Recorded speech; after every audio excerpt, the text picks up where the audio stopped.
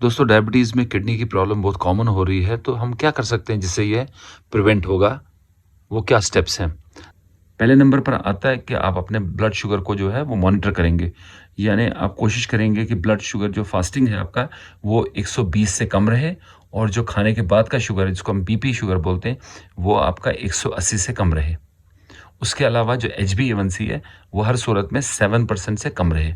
तो फिर आपकी किडनी लॉन्ग टर्म पे बच सकती है।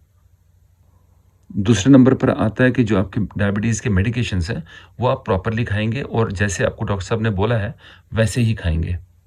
उसमें कुछ दवाइयाँ हैं जो खाने के बाद खानी है, इंसुलिन है खाने से पहले करना है, कुछ दवाइयाँ हैं वो एम्प्टी स्टमक खानी है। तो ये सारी चीज़ें वो डॉक्टर साहब आपको बताएँगे, तो उसी हिसाब से आप चलेंगे। तीसरे नंबर पर आता है जो आपका डायबिटीज़ का मील प्लान है, वो आप फ़ॉलो करेंगे।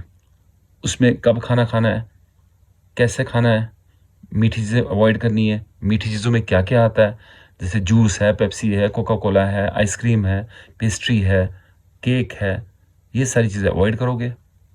उसके अलावा जो मीठी चीज़ें हैं, जैसे मीठा मेवा, ज़्यादा मीठा मेवा जैसे है, केला है, आम है, पाइनएप्पल है, वाटरमेलन है, ये सब चीज़ें अवॉइड करोगे। उसके अलावा सब्जियों में आप आलू अवॉइड करोगे। उसके अलावा आप दालें जो है हफ्ते में 1-2 बार खा सकते हैं, कोई भी दाल हो, हफ्ते में 1-2 बार खा सकते हो। उसके अलावा जो क्वांटिटी ऑफ फूड है वो कम करोगे। उसके अलावा जो फैटी डाइट है वो अवॉइड करोगे, घी, मक्खन, अंडा, जो खासकर ज़र्दी अंडे की, ये सब चीज़ें अवॉइड करोगे, तली हुई चीज़ें अवॉइड करोगे, पकोड़े वगैरह अवॉइड करोगे।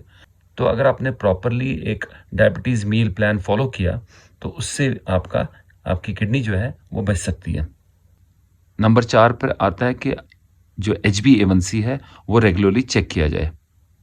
जैसे आपके डॉक्टर साहब ने बताया कि हर 3-3 महीने के बाद HbA1c चेक किया जाए। उससे पिछले 3 महीने का शुगर का एक अंदाज़ा आता है कि हमारा शुगर कैसा रहा है पिछले 3 महीने में। उसी से हम आपका शुगर जो है वो कंट्रोल कर सकते हैं। 5वें नंबर पर आता है कि जो ब्लड शुगर है, रीडिंग्स हैं, वो रेगुलरली की जाए, चाहे वो फास्टिंग है, चाहे वो खाने के बाद का है, चाहे वो लंच से पहले का है, चाहे वो लंच के 2 घंटे के बाद का है, चाहे वो डिनर से पहले का है, चाहे वो डिनर के 2 घंटे के बाद का है, चाहे वो रात के 3 बजे का है, जिसको हम 3 AM RBS बोलते हैं। वो ये सारे 7 रीडिंग्स जो हैं, ये इंटरमिटेंटली कभी-कभी बीच में किया कीजिए, ताकि डॉक्टर जो देखेगा आपके ये रिपोर्ट्स, वो उससे असेस कर सकता है कि आपका कंट्रोल कैसा है, उसी से आपको वो गाइड कर सकता है। छठा पॉइंट जो है कि ब्लड प्रेशर को कंट्रोल करना बहुत ज़रूरी है। किडनी जो है वो ख़राब हो जाती है अमूमन जब ब्लड प्रेशर बहुत हाई होता है। एक तो डायबिटीज़ से भी किडनी ख़राब होती है और अगर डायबिटीज़ में ब्लड प्रेशर भी हाई है, तो बहुत ही ज़्यादा चांस है कि किडनी को असर पड़ेगा और किडनी ख़राब हो जाएगी। इसीलिए ब्लड प्रेशर को अच्छा कंट्रोल करना बहुत ज़रूरी है और अच्छा कंट्रोल मीन्स जो सिस्टोलिक ब्लड प्रेशर है, जो ऊपर वाला ब्लड प्रेशर है, वो 130 से कम रहे और जो नीचे वाला है वो 80 से कम रहे। सो तकरीबन 120, 70, 110, 70, 110, 60 ऐसा कुछ ब्लड प्रेशर रहे तो वो बेटर है। उसके लिए डॉक्टर साहब ने जो आपको दवाइयाँ दी है, वो आप प्रॉपरली टाइम पर खाइए, नमक का परहेज़ कीजिए, एक्स्ट्रा नमक अवॉइड कीजिए, तो उससे आपका ब्लड प्रेशर कंट्रोल में रहेगा। 7वें नंबर पर है आपका हाई कोलेस्ट्रॉल। अगर आपकी बॉडी में हाई कोलेस्ट्रॉल है, तो उसको आपको कंट्रोल करना बहुत ज़रूरी है। अगर आपने हाई कोलेस्ट्रॉल को कंट्रोल किया, तो नॉट ओनली आप किडनी को बचाओगे, बल्कि आप हार्ट डिज़ीज़ को भी बचाओगे। उसके लिए चर्बीदार चीज़ें आपको अवॉइड करनी है और दवाई जैसे देते हैं डॉक्टर साहब, एटोरोस्टैटिन देते हैं या रोसुवास्टैटिन आजकल हम देते हैं, तो रोसुवास्टैटिन जैसी दवाई आप खाएँ, तो आपके लिए बेहतर है, उससे आपको किडनी बची रहेगी। 8वें नंबर पर आता है स्मोकिंग को क्विट करना, यानी स्मोकिंग बंद करना। स्मोकिंग से भी रिस्क ऑफ किडनी डिजीज़ जो है वो बढ़ जाता है और आप अपने डॉक्टर से बात कर सकते हैं कि मैं कैसे स्मोकिंग को बंद करूँ। मेरा अपना आइडिया है कि आप जस्ट बंद कर दीजिए। कुछ दिन आप सफ़र करोगे, कुछ दिन आपको थोड़ा बेचैनी होगी, तड़प होगी, लेकिन जब आपने बंद कर दिया, 4-5 दिन निकल गए, तो आपका स्मोकिंग बंद हो गया। तो कोशिश कीजिए स्मोकिंग को टोटली बंद कीजिए। वो आपके किडनी को भी बचाएगी और उसके अलावा आपको पता ही है लंग्स को बचाएगी, आपके मैदे को बचाएगी, कैंसर का रिस्क कम होगा, हार्ट अटैक का रिस्क भी कम होगा। तो आप स्मोकिंग बंद कीजिए। 9वें नंबर पर आता है वेट मैनेजमेंट। आपका जो वज़न है, जैसे मैं हमेशा बोलता हूँ कि आप अगर ओबीस हो या ओवरवेट हो, तो अपना वज़न जो है वो कम कीजिए। अपना वज़न जो BMI है, बॉडी मास इंडेक्स, उसके हिसाब से 25 से कम रखिए। उससे भी किडनी ठीक रहती है। 10वें नंबर पर आता है कि रेगुलर एक्सरसाइज़ करना। रेगुलर एक्सरसाइज जो है वो आपके फिजिकल हेल्थ के लिए भी अच्छा है और आपके मेंटल हेल्थ के लिए भी अच्छा है, और लॉन्ग टर्म पे ब्लड प्रेशर को भी उतारता है और वेट को भी मैनेज करता है, वेट को भी कम करता है, और ये सारी चीज़ें मिलके आपकी किडनी को भी ठीक रखती हैं। 11वें नंबर पर आता है, आप अल्कोहल जो है, शराब जो है वो टोटली बंद करोगे। ये जो शराब है ये आपके लिवर के लिए भी ख़राब है, आपकी किडनी के लिए भी ख़राब है। इससे आपका ब्लड प्रेशर भी बढ़ता है और ऑब्वियसली माइंड भी ख़राब हो जाता है और आदमी बदतमीज़ भी हो जाता है और दिमाग भी उड़ जाता है। 12वें नंबर पर आता है कि वो मेडिसिन्स आपको अवॉइड करनी है जो किडनी के लिए डेंजरस है। उनमें सबसे इंपॉर्टेंट है non steroidal anti inflammatory drugs, जिसको हम एनसेड्स बोलते हैं शॉर्ट में, जैसे आइबुप्रोफेन है, नेप्रोक्सिन है, डाइक्लोफेनेक है, एसाइक्लोफेनेक है। ये सारी दवाइयाँ जो है, पेन किलर्स जो हैं, या हाई डोज में एस्प्रिन है, ये सारी दवाइयाँ जो है आप अवॉइड करोगे हर सूरत में। पैरास्टामोल खा सकते हो, वो सेफ़ है, वो आपकी किडनी को डैमेज नहीं करेगा। अपने डॉक्टर से पूछिए कौन सी दवाई खा सकते हैं और कौन सी दवाई नहीं खा सकते, और अपने डॉक्टर से पूछिए कि कौन सी दवाई किडनी के लिए मुज़िर है जो अवॉइड करनी चाहिए।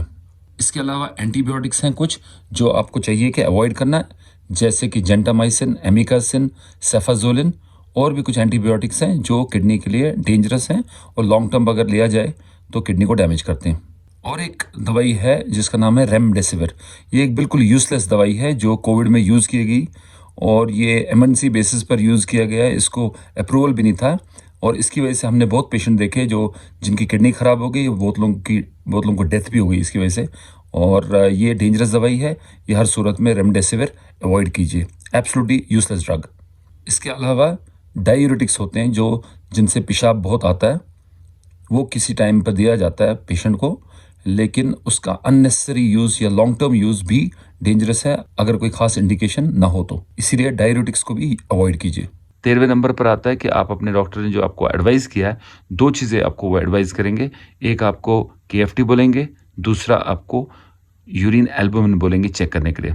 साल में एक बार आप यूरिन का एल्बुमिन का चेक कीजिए, लेवल क्या है यूरिन में, और केएफटी किडनी फंक्शन टेस्ट जिसमें यूरिया आता है, क्रेटिनिन आता है, ब्लड यूरिया नाइट्रोजन आता है, ये सब चेक करेंगे। उसके अलावा मैं भी रेकमेंड करता हूँ कि साल में एक बार अल्ट्रासाउंड भी किया जाए, जिसमें हम किडनी का साइज़, किडनी में स्टोन तो नहीं है, किडनी की जो कॉर्टिकोमेडुलरी डिफरेंशिएशन है वो कैसा है, वो वगैरह वगैरह चीज़ें हम देखते हैं अल्ट्रासाउंड में। और ये अगर आप मॉनिटरिंग अगर आप प्रॉपरली करते हैं तो अर्ली अगर कोई प्रॉब्लम हो रही है किडनी में वो डिटेक्ट हो जाएगी।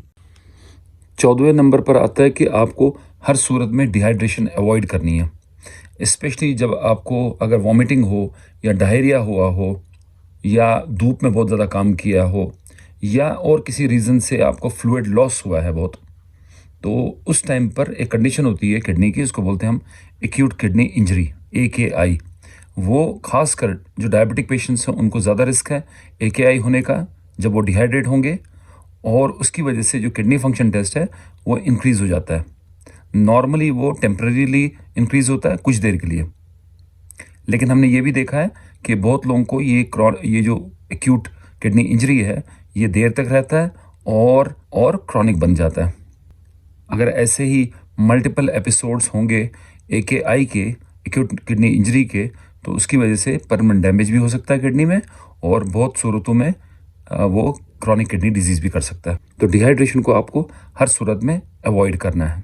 मैं समझता हूँ कि अगर ये चीज़ें आप रेगुलरली करो और रिलीजियसली करो तो आपकी किडनी जो है वो अच्छी तरह से बच सकती है, ठीक रहेगी, और किडनी फेलियर से आप बच सकते हो। सो अगर आपको डायबिटीज़ है तो ये चीज़ें जो हैं ये अपनाइए ताकि आपकी किडनी बच सके।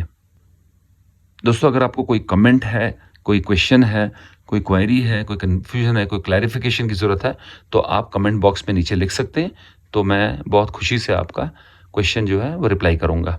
जब तक मैं मिलता हूँ आपको अपने नेक्स्ट वीडियो में, अपना ख्याल रखिए, अपने फैमिली का ख्याल रखिए। खुदा हाफिज़, have a nice time, bye.